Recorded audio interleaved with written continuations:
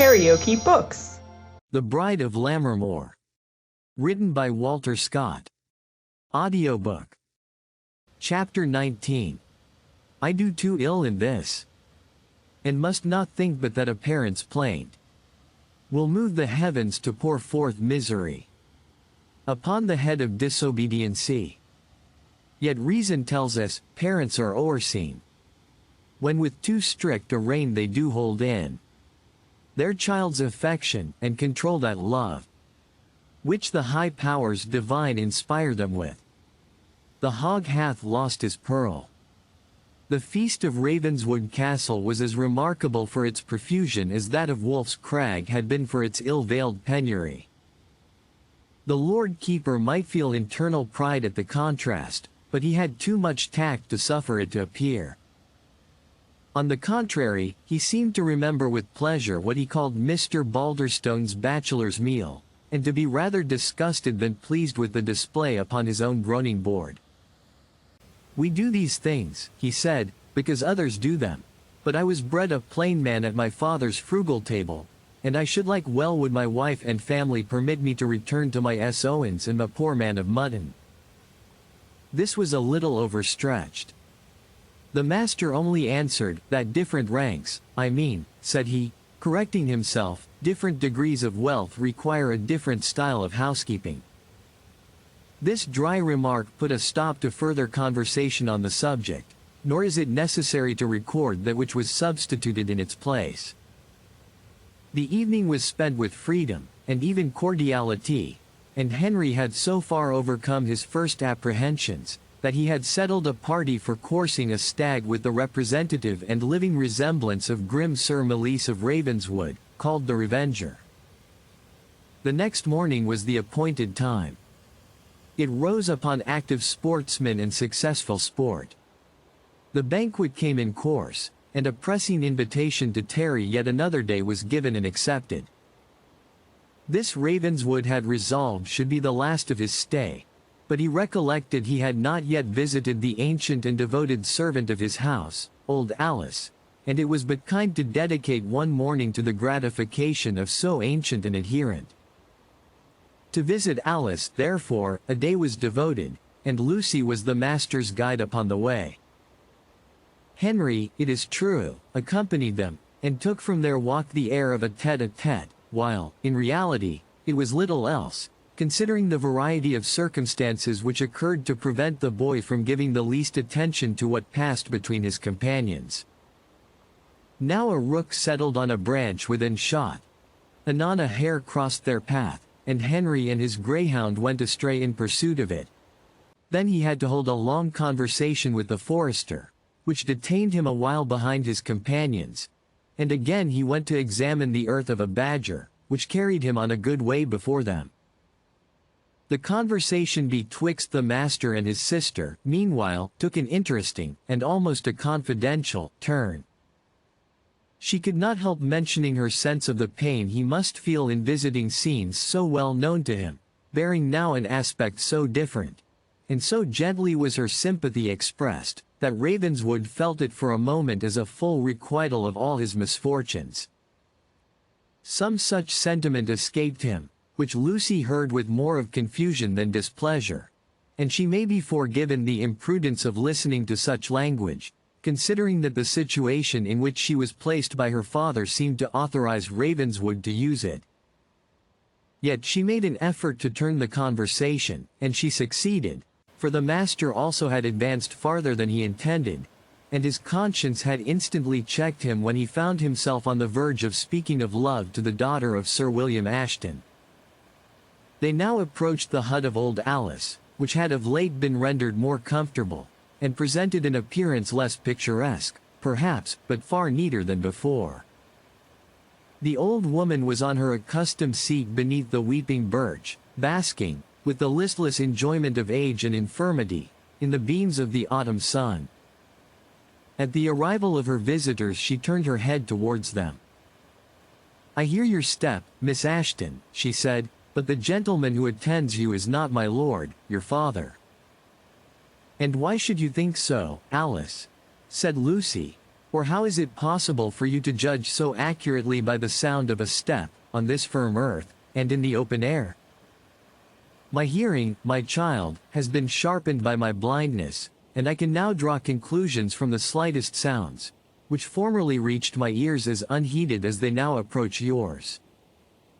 Necessity is a stern but an excellent schoolmistress, and she that has lost her sight must collect her information from other sources. Well, you hear a man's step, I grant it, said Lucy. But why, Alice, may it not be my father's? The pace of age, my love, is timid and cautious. The foot takes leave of the earth slowly, and is planted down upon it with hesitation. It is the hasty and determined step of youth that I now hear, and, could I give credit to so strange a thought, I should say it was the step of a Ravenswood. This is indeed, said Ravenswood, an acuteness of organ which I could not have credited had I not witnessed it. I am indeed the master of Ravenswood, Alice, the son of your old master. You, said the old woman, with almost a scream of surprise. You the master of Ravenswood, here, in this place, and thus accompanied. I cannot believe it. Let me pass my old hand over your face, that my touch may bear witness to my ears. The master sat down beside her on the earthen bank, and permitted her to touch his features with her trembling hand. It is indeed, she said, it is the features as well as the voice of Ravenswood, the high lines of pride, as well as the bold and haughty tone. But what do you hear, master of Ravenswood? What do you in your enemy's domain, and in company with his child? As old Alice spoke, her face kindled, as probably that of an ancient feudal vassal might have done in whose presence his youthful liege lord had showed some symptom of degenerating from the spirit of his ancestors. The master of Ravenswood, said Lucy, who liked not the tone of this expostulation, and was desirous to abridge it, is upon a visit to my father. Indeed, said the old blind woman, in an accent of surprise. I knew, continued Lucy, I should do him a pleasure by conducting him to your cottage. Where, to say the truth, Alice, said Ravenswood, I expected a more cordial reception. It is most wonderful, said the old woman, muttering to herself, but the ways of heaven are not like our ways, and its judgments are brought about by means far beyond our fathoming. Hearken, young man, she said, your fathers were implacable, but they were honorable foes. They sought not to ruin their enemies under the mask of hospitality. What have you to do with Lucy Ashton? Why should your steps move in the same footpath with hers? Why should your voice sound in the same chord and time with those of Sir William Ashton's daughter? Young man, he who aims at revenge by dishonorable means. Be silent, woman, said Ravenswood, sternly. Is it the devil that prompts your voice? Know that this young lady has not on earth a friend who would venture farther to save her from injury or from insult. And is it even so, said the old woman, in an altered but melancholy tone, then God help you both. Amen. Alice, said Lucy, who had not comprehended the import of what the blind woman had hinted, and send to your senses, Alice, and your good humor. If you hold this mysterious language, instead of welcoming your friends, they will think of you as other people do. And how do other people think? Said Ravenswood, for he also began to believe the old woman spoke with incoherence. They think, said Henry Ashton, who came up at that moment, and whispered into Ravenswood's ear, that she is a witch, that should have been burned with them that suffered at Haddington. What is it you say? Said Alice, turning towards the boy, her sightless visage inflamed with passion. That I am a witch, and ought to have suffered with the helpless old wretches who were murdered at Haddington. Hear to that now, again whispered Henry, and me whispering lower than a wren cheeps. If the usurer and the oppressor, and the grinder of the poor man's face, and the remover of ancient landmarks, and the subverter of ancient houses, were at the same stake with me, I could say, light the fire, in God's name. This is dreadful, said Lucy. I have never seen the poor deserted woman in this state of mind, but age and poverty can ill bear reproach. Come, Henry, we will leave her for the present, she wishes to speak with the master alone. We will walk homeward, and rest us, she added, looking at Ravenswood, by the Mermaiden's Well. And Alice, said the boy, if you know of any hare that comes through among the deer, and makes them drop their calves out of season, you may tell her, with my compliments to command, that if Norman has not got a silver bullet ready for her, I'll lend him one of my doublet buttons on purpose. Alice made no answer till she was aware that the sister and brother were out of hearing. She then said to Ravenswood, and you, too, are angry with me for my love? It is just that strangers should be offended, but you, too, are angry. I am not angry, Alice, said the master, only surprised that you, whose good sense I have heard so often praised, should give way to offensive and unfounded suspicions. Offensive, said Alice. I, trust is ever offensive, but, surely, not unfounded. I tell you, dame, most groundless, replied Ravenswood. Then the world has changed its wont, and the Ravenswoods their hereditary temper, and the eyes of old Alice's understanding are yet more blind than those of her countenance. When did a Ravenswood seek the house of his enemy but with the purpose of revenge? And hither are you come, Edgar Ravenswood, either in fatal anger or in still more fatal love. In neither, said Ravenswood, I give you mine honor, I assure you. Alice could not see his blushing cheek, but she noticed his hesitation, and that he retracted the pledge which he seemed at first disposed to attach to his denial. It is so, then, she said, and therefore she is to tarry by the Mermaiden's Well. Often has it been called a place fatal to the race of Ravenswood, often has it proved so, but never was it likely to verify old sayings as much as on this day. You drive me to madness, Alice, said Ravenswood. You're more silly and more superstitious than old Balderstone. Are you such a wretched Christian as to suppose I would in the present day levy war against the Ashton family, as was the sanguinary custom in elder times? Or do you suppose me so foolish, that I cannot walk by a young lady's side without plunging headlong in love with her? My thoughts, replied Alice, are my own, and if my mortal sight is closed to objects present with me, it may be I can look with more steadiness into future events. Are you prepared to sit lowest at the board which was once your father's own, unwillingly, as a connection and ally of his proud successor? Are you ready to live on his bounty, to follow him in the by-paths of intrigue and chicane, which none can better point out to you, to gnaw the bones of his prey when he has devoured the substance? Can you say as Sir William Ashton says, think as he thinks, vote as he votes, and call your father's murderer your worshipful father-in-law and revered patron? Master of Ravenswood, I am the eldest servant of your house, and I would rather see you shrouded and coffined. The tumult in Ravenswood's mind was uncommonly great. She struck upon and awakened a chord which he had for some time successfully silenced. He strode backwards and forwards through the little garden with a hasty pace, and at length checking himself, and stopping right opposite to Alice, he exclaimed, Woman! On the verge of the grave, dare you urge the son of your master to blood and to revenge?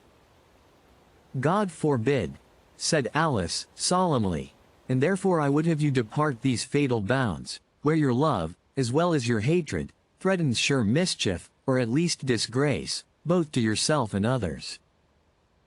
I would shield, were it in the power of this withered hand, the Ashtons from you, and you from them, and both from their own passions. You can have nothing, ought to have nothing, in common with them.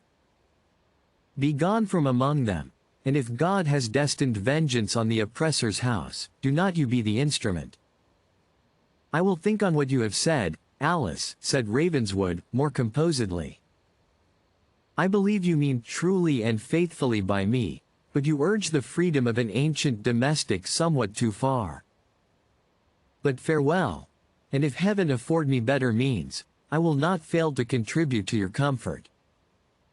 He attempted to put a piece of gold into her hand, which she refused to receive, and, in the slight struggle attending his wish to force it upon her, it dropped to the earth. "Let it remain an instant on the ground," said Alice, as the master stooped to raise it, "and believe me, that piece of gold is an emblem of her whom you love. She is as precious, I grant, but you must stoop even to abasement before you can win her. For me, I have as little to do with gold as with earthly passions, and the best news that the world has in store for me is that Edgar Ravenswood is 100 miles distant from the seat of his ancestors, with the determination never again to behold it." "Alice," said the master, who began to think this earnestness had some more secret cause than arose from anything that the blind woman could have gathered from this casual visit, "I have heard you praised by my mother for your sense, acuteness, and fidelity. You are no fool to start at shadows, or to dread old superstitious saws, like Caleb Balderstone. Tell me distinctly where my danger lies, if you are aware of any which is tending towards me.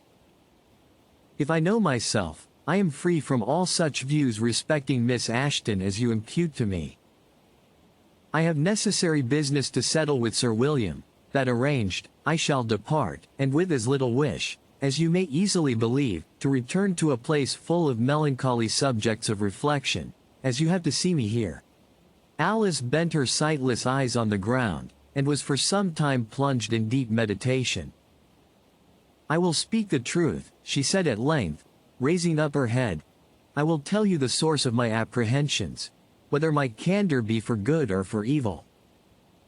Lucy Ashton loves you, Lord of Ravenswood." "It is impossible," said the master.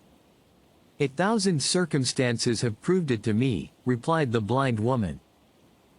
"Her thoughts have turned on no one else since you saved her from death, and that my experienced judgment has won from her own conversation. Having told you this, if you are indeed a gentleman and your father's son, you will make it a motive for flying from her presence. Her passion will die like a lamp for want of that the flame should feed upon, but, if you remain here, her destruction, or yours, or that of both, will be the inevitable consequence of her misplaced attachment. I tell you this secret unwillingly, but it could not have been hid long from your own observation, and it is better you learn it from mine. Depart, Master of Ravenswood, you have my secret. If you remain an hour under Sir William Ashton's roof without the resolution to marry his daughter, you are a villain. If with the purpose of allying yourself with kin, you are an infatuated and predestined fool." So saying, the old blind woman arose, assumed her staff, and, tottering to her hut, entered it and closed the door, leaving Ravenswood to his own reflections. If you liked what you heard, please subscribe to the channel.